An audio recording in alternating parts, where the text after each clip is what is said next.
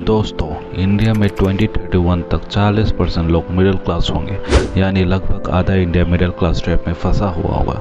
आपको क्या लगता है कि ऐसा क्यों होता है कि एक इंसान जो मिडिल क्लास फैमिली में पैदा होता है वो मिडिल क्लास रहकर ही मर जाता है? और ऐसी क्या चीज़ है जिसने 500 मिलियन लोगों को मिडिल क्लास ट्रैप में फंसा के रखा है?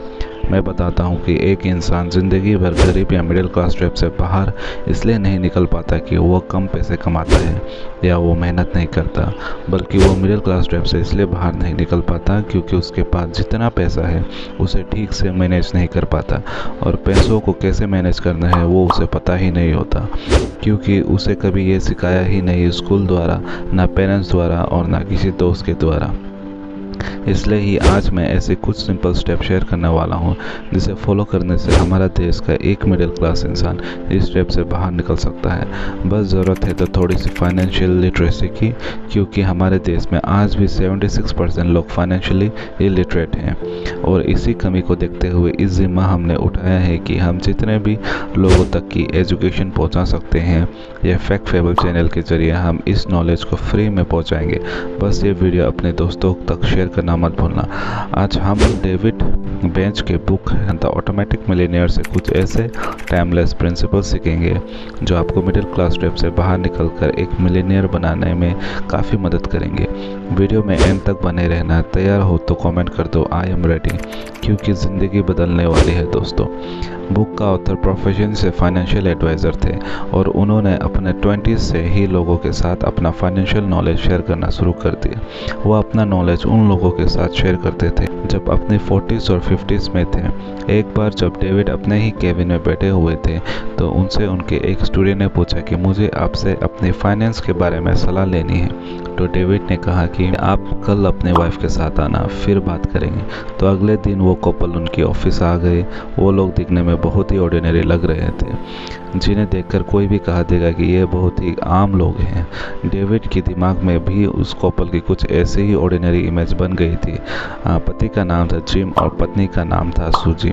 जिम 50 साल के थे। उन्होंने डेविड को अपने बारे में बताया कि वो पिछले 30 साल से एक ही कंपनी में काम कर रहे हैं और उनकी एनुअल सैलरी $40,000 से, जो कि अमेरिका में एक एवरेज सैलरी मानी जाती है। ये सब जानने के बाद डेविड ने जिन से पूछा कि क्या आपके पास रिटायरमेंट जितने पैसे हैं, क्योंकि रिटायरमेंट के लिए काफ़ी सारे पैसे लगते हैं। यह सुनकर जिन ने अपनी पत्नी से कुछ कागजात दिखाने के लिए कहा, जिसके बाद डेविड ने उनके डॉक्यूमेंट देखे तो उन्हें पता चला कि उनके बैंक में $4 लाख हैं। उन पर किसी भी तरह का कोई लोन नहीं। उनके पास 2 महंगे घर हैं, जिसमें से एक में ये रहते हैं और एक को रेंट पर दिया हुआ है, और उनकी फाइनेंस काफ़ी स्ट्रॉन्ग है। ये सब देखकर डेविड ने उनसे पूछा कि ये सब तो ठीक है, पर आपके बच्चों के खर्चे भी तो होंगे। जिसके जवाब में जिम ने बताया तो उनके बच्चे अब कॉलेज में हैं और वह अपना खर्चा खुद उठा लेते हैं। तो बेसिकली उनके एक्सपेंसेस एकदम लो थे और उनकी इनकम एकदम स्टेबल थी। जिसके बाद डेविड ने उनकी नेटवर्थ कैलकुलेट की तो उन्हें पता चला कि इनकी नेटवर्थ 1 मिलियन से भी ज़्यादा है।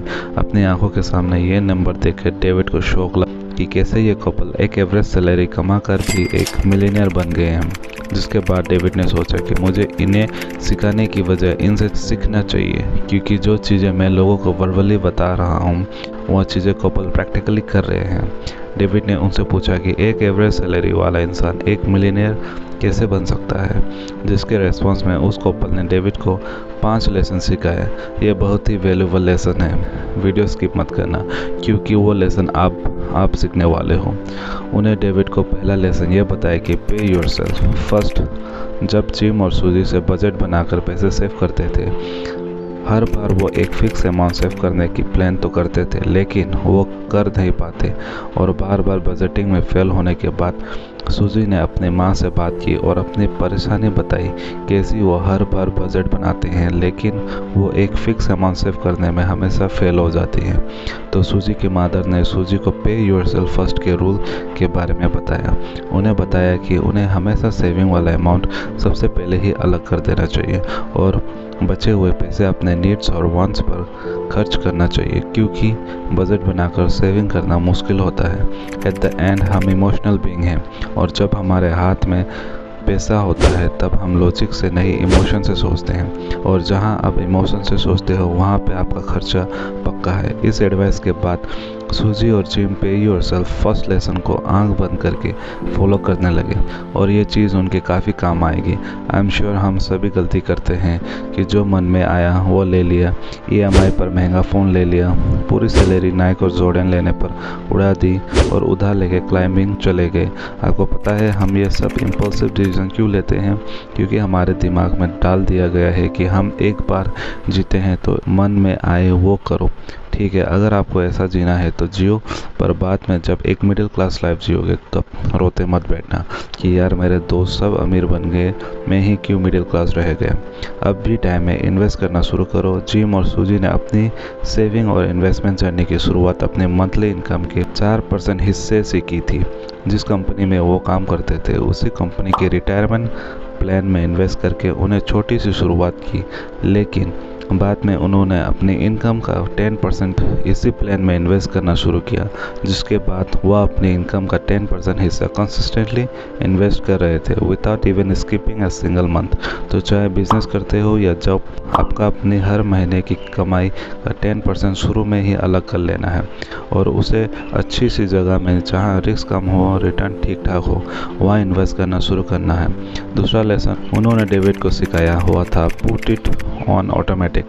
जिम और सूजी के लिए अपनी सैलरी का एक हिस्सा सेव करना काफ़ी आसान हो गया था, क्योंकि ना स्टॉक मार्केट में और ना हुआ म्यूचुअल फंड में अपना पैसा इन्वेस्ट कर रहे थे, बल्कि वो तो पैसों को अपनी कंपनी का रिटायरमेंट फंड में इन्वेस्ट कर रहे थे, जिसे उनके पास उनके पैसे कट के यानी कि इन्वेस्ट होने के बाद ही आते थे और इसलिए वहाँ बिना एक भी महीना स्किप किया अपना 10% इनकम इन्वेस्ट करते गए।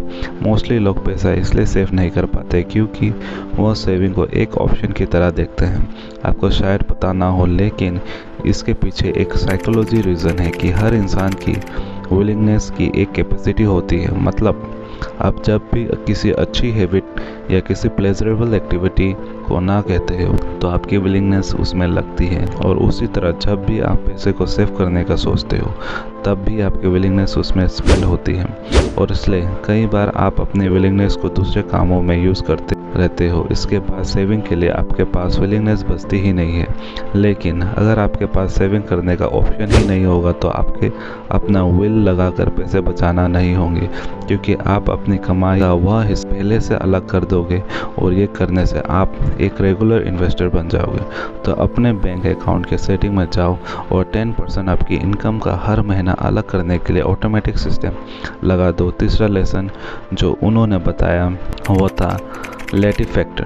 द लेटी फैक्टर एक बहुत ही फेमस टर्म है फाइनेंशियल वर्ल्ड में। अमेरिका में लोग रोज़ अपना दिन कॉफ़ी के साथ शुरू करते हैं और वहाँ रोज़ कॉफ़ी में 10 से $20 खर्च कर देते हैं, वैसे जैसे लोग इंडिया में चाय पर खर्च कर देते हैं। हालांकि $10-20 तो नहीं करते हैं हम लोग। लेटी फैक्टर का सिंपल सा मतलब होता है फिजूल खर्च। एक एग्जांपल से समझाता हूँ। आप कॉफ़ी घर पर बना के भी तो पी सकते हो, लेकिन अगर आप इसकी जगह रोज़ स्टारबक्स से कॉफ़ी पी रहे हो तो ये फिजूल खर्च। सरल भाषा में आप रोज़ कोई ऐसा खर्च कर रहे हो जो आप अगर ना भी करो तो चलेगा, जैसे कि smoking, drinking, coffee, fast food. तो इसे लेटी फैक्टर कहते हैं। हमें पता ही नहीं चलता कि हम इन चीज़ों में छोटा छोटा पेमेंट करके अपना बहुत सारा खर्च कर लेते हैं। जैसे कि आप देख पा रहे हो कि एक आदमी एक दिन में $5 $350 रुपया भी अगर खर्च कर रहा है तो वो असल में साल के करीब $1900 और 40 साल में करीब 1 मिलियन का आसपास खर्च कर रहा है। अब आप ही सोचो, अगर आप इन पैसों को बचा कर इन्वेस्ट कर दो तो आपके पास कितनी रिटायरमेंट के लिए कितना पैसा होगा। चौथा लेसन जो उन्हें बताया हुआ था, फंड योर ड्रीम अकाउंट। अब आपके मन में एक सवाल आ रहा होगा कि अगर हम हमारे इनकम का 10% या 20% पहले ही हटा देंगे तो उससे हमारा स्टैंडर्ड ऑफ लिविंग गिर जाएगा या फिर हम हमारे वांट्स को फुलफिल नहीं कर पाएंगे। इसके भी सॉल्यूशन है, काफ़ी सिंपल है। आपको एक और अकाउंट में सेविंग करनी है और ये अकाउंट का नाम होगा ड्रीम अकाउंट। अब आप अपनी रिटायरमेंट के लिए तो सेविंग कर रहे हो, पर अगर आपको अपनी कोई डिज़ायर फुलफिल करनी है तो आप उसके लिए भी एडवांस में प्लानिंग करोगे।